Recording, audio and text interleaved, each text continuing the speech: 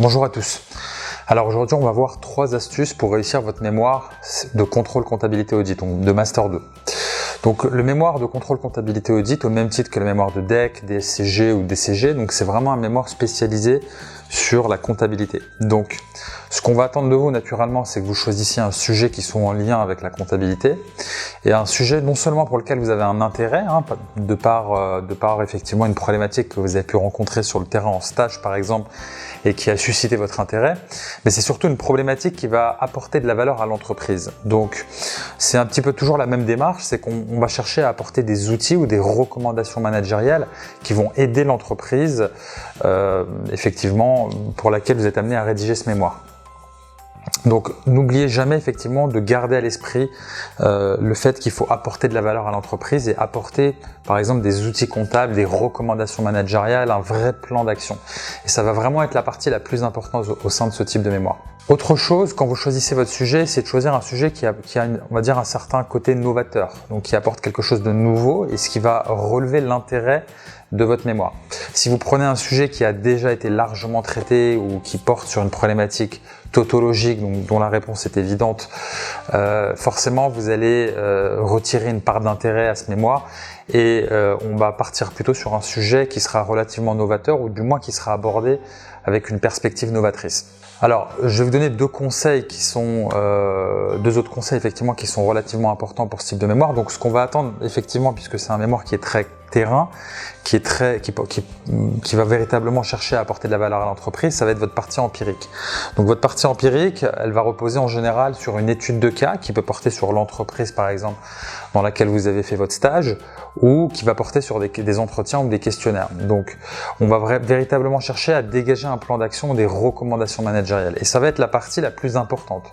Ça sera une partie dont l'importance sera rédhibitoire pour la validation de votre mémoire. Puisque, à contrario, si vous faites un mémoire trop théorique ou déséquilibré de par la place que va représenter la partie revue de littérature, ça c'est un motif de refus de votre mémoire. C'est quelque chose qu'on voit apparaître notamment pour des mémoires de DEC, de DSCG, c'est vraiment d'avoir une partie empirique avec des recommandations qui sont substantielles et qui sont importantes au niveau du mémoire.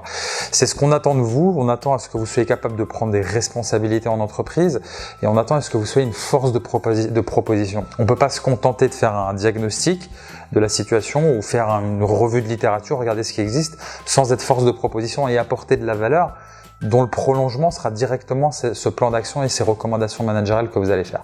Donc vraiment cette partie, essayez d'y apporter une part importante et de faire en sorte qu'elle ne représente pas moins de la théorie. Donc il y a un équilibre entre la partie pratique et la partie théorique. Donc effectivement, corollaire direct de ce conseil que je peux vous donner, c'est d'éviter de faire un mémoire trop descriptif. Donc vous vous contentez un peu au même titre qu'un rapport de stage, de détailler les tâches que vous avez fait ou de détailler la situation, donc de vous contenter en fait de donner des faits, de faire un diagnostic, mais sans apporter votre analyse de la situation et d'aboutir sur des recommandations qui vont permettre à l'entreprise de progresser en matière de process, en matière de fonctionnement, et de pouvoir effectivement mieux fonctionner. In fine, c'est l'objectif de ce type de mémoire. Donc une chose qui est très bonne sur ce type de mémoire, c'est vraiment de chercher à apporter des outils. Donc ces outils, ça peut reposer sur un guide d'entretien par exemple, ça peut reposer sur une matrice, sur un outil que vous allez pouvoir recommander à vos confrères. Donc ça, c'est une exigence qui porte plus sur le DEC, mais si vous êtes en mesure de l'implémenter sur le mémoire CCA, qui certes est un mémoire plus synthétique, parce qu'en général il va représenter 50 pages à peu près, ça sera très bien vu et très valorisé au niveau de l'évaluation et au niveau de la note.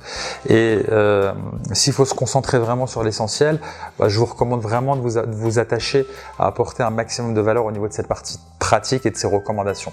Et in fine, des outils que vous allez apporter. Enfin, dernier conseil, qui est un conseil quelque peu universel qu'on peut donner pour ce type de mémoire, c'est de le faire valider par votre directeur de mémoire. En général, le mémoire de CCA, vous avez un directeur de mémoire qui vous est désigné par l'école, par la formation, contrairement à d'autres types de mémoire comme le DSCG ou le DEC, où là vous êtes livré à vous-même. Donc il faut en profiter.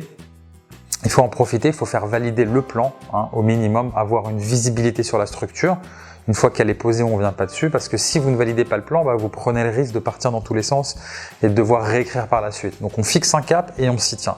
Donc première étape, on valide le plan par le tuteur et deuxième étape, donc on va rédiger et in fine, vous faites valider le mémoire par votre tuteur avant de le déposer. S'il vous le valide, c'est parfait, vous êtes sécurisé. S'il a des demandes d'ajustement, donc on va procéder aux ajustements éventuels et vous déposerez un mémoire qui aura été prévalidé, ce qui va vous sécuriser en termes de validation. Donc voilà, j'espère que ces quelques conseils vont vous aider, vous apporter quelques éclairages intéressants sur le mémoire de CCA et je vous souhaite bon courage et réussite à ce mémoire.